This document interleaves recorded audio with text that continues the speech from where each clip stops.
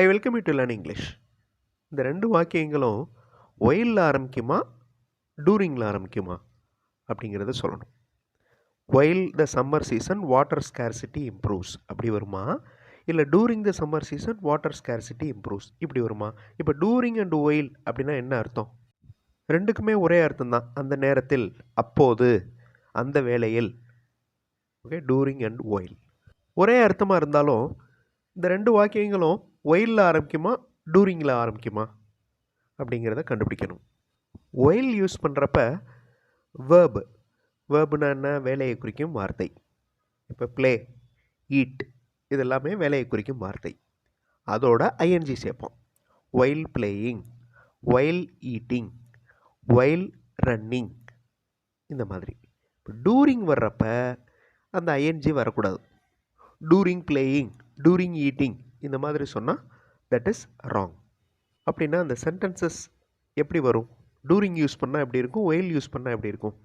இப்போ எக்ஸாம்பிள்ஸ் பார்க்குறப்ப உங்களுக்கு ஈஸியாக புரியும். தே செல் ஸ்நாக்ஸ். தே அப்படின்னா அவங்க, செல் அப்படின்னா விற்கிறது, ஸ்நாக்ஸ் அப்படின்னா பலகாரங்கள். இட்ஸ் ஷோ டைம், இது காட்சிக்கு உண்டான நேரம். இப்போ இந்த ரெண்டு வாக்கியத்தையும் சேர்ப்போம். They sell snacks during the show time. காட்சியின் போது அவர்கள் ஸ்நாக்ஸ் விற்கிறார்கள். இதுதான் சென்டென்ஸ். ஸோ மேலே இருக்கிற ரெண்டு சென்டென்சஸையும் டூரிங் அப்படிங்கிற கன்ஜங்ஷன் யூஸ் பண்ணி சேர்த்தாச்சு. டூரிங் வர்றப்ப வேர்போட ஐஎன்ஜி இல்லை பாருங்கள். அந்த செல் அப்படிங்கிற வேர்போட ஐஎன்ஜி இல்லை. கீழே இருக்கிற வாக்கியத்தில் செல்லிங் அப்படின்னு இருக்குது, வேர்போட ஐஎன்ஜி இருக்குது. They are selling snacks while the movie is playing. So movie ஓடிக்கொண்டிருக்கும் பொழுது அவர்கள் ஸ்நாக்ஸ் பெற்று கொண்டிருக்கிறார்கள். They are selling snacks while the movie is playing. மேலே இருக்கிற வாக்கியம் they sell snacks during the show time. So அந்த சென்டென்ஸே மாறிடுது. ஆனால் ரெண்டு சென்டென்சஸ்க்கும் ஒரே அர்த்தம் தான். அதாவது மூவி பார்த்துக்கிட்டு இருக்கிறப்ப ஸ்நாக்ஸ் விற்கிறாங்க. டூரிங், ஒயில் இந்த ரெண்டுமே ரொம்ப important. I welcome you to the channel சென்டாக்ஸ். உங்களோட இங்கிலீஷ் கம்யூனிகேஷன் ஸ்கில் டெவலப் பண்ணுறதுக்கு வீடியோஸ் அப்லோட் பண்ணிட்டு வரேன். ப்ராக்டிஸ் பண்ணிட்டே இருங்க, கண்டிப்பாக டெவலப்மெண்ட் இருக்கும். He talks to me while I am driving அப்படின்னு வருமா, டூரிங் ஐ ஆம் டிரைவிங்னு வருமா?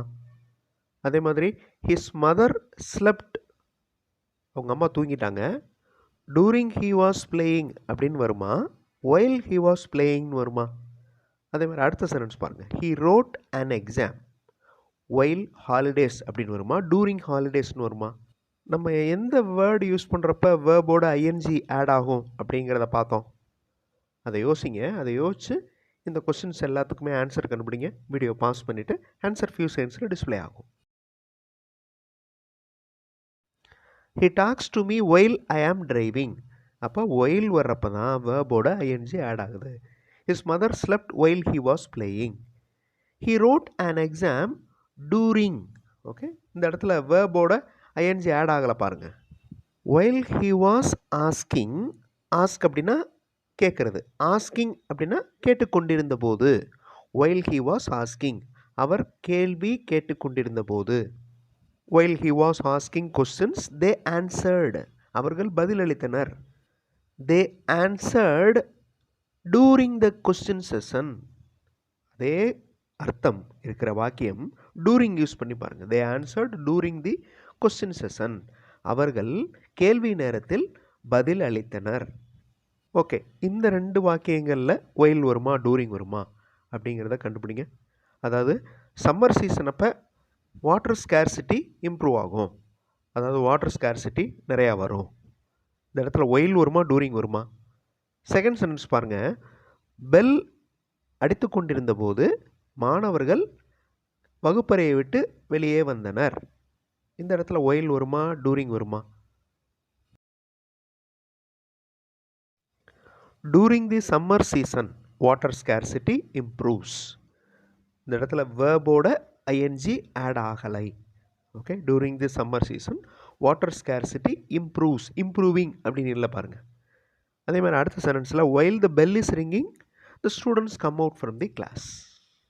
இப்போ இந்த வாக்கியங்களில் ஒயில் வருமா டூரிங் வருமா அப்படிங்கிறத கண்டுபிடிங்க. He swims everyday while the summer. he swims every day during the summer. இது கரெக்ட். அதே மாதிரி while the interview they asked about studies. During the interview they asked about my studies. He swims every day during the summer. Summer வெயில் காலத்தின் போது அவர் தினமும் swim பண்ணுவார். During the interview நடந்து கொண்டிருந்த போது தே ஆஸ்க்ட் அபவுட் மை ஸ்டடீஸ். அவர்கள் எனது படிப்பை பற்றி கேட்டனர். ஃபர்ஸ்ட் சென்டென்ஸ், விளையாடி கொண்டிருந்த போது மழை ஆரம்பித்து விட்டது. It is not good to speak over a phone while we are டிரைவிங்னு வருமா, during we are driving a வெஹிக்கிள்னு வருமா? While they were playing rain started. அவர்கள் விளையாடி கொண்டிருந்த போது மழை ஆரம்பித்தது. It's not good to speak over a phone while we are driving a vehicle. வண்டி ஓட்டி கொண்டிருக்கும் போது ஃபோனில் பேசுவது தவறு. இப்போ உங்களுக்கு நல்லா தெரிஞ்சிருக்கும் எந்த இடத்துல டூரிங் வரும், எந்த இடத்துல ஒயில் வரும் அப்படின்னு. இப்போ 2 தனித்தனி வாக்கியங்கள் இருக்கு பாருங்க. ஹீ டாக்ஸ் டு மீ, அவர் என்னிடம் பேசுகிறார். He is preparing a coffee, அவர் காஃபி தயாரித்து கொண்டிருக்கிறார். காஃபி போட்டுட்டு இருக்கிறப்ப அவர் என்கிட்ட பேசுகிறாரு. He talks to me while he is preparing a coffee. இந்த இடத்துல டூரிங் வராது. ஸோ ஒயில் வர்றப்ப வேர்போட ஐஎன்ஜி ஆட் ஆகிருக்கு. ப்ரிப்பேரிங் ஐஎன்ஜி வந்திருக்கா? ஓகே. ஸோ இந்த இடத்துல டூரிங் வர முடியாது. அப்போ இதே சென்டென்ஸை டூரிங் வச்சு சொல்லணும் அப்படின்னா கீழே இருக்கிற வாக்கியம் பாருங்கள். He talk to me and prepared a coffee during my visit to his home. நான் அவர் வீட்டுக்கு சென்றிருந்த போது அவர் என்னிடம் பேசினார், காஃபி தயாரித்தார். டூரிங் அண்ட் ஒயில் எப்படியெல்லாம் யூஸ் பண்ணணும் அப்படிங்கிறத இந்த வீடியோவில் பார்த்தோம். அடுத்த வீடியோவில் இன்னொரு இன்ட்ரெஸ்டிங்கான டாப்பிக்கோடு பார்க்கலாம். தேங்க்ஸ் ஃபார் வாட்சிங் and thanks for your valuable comments.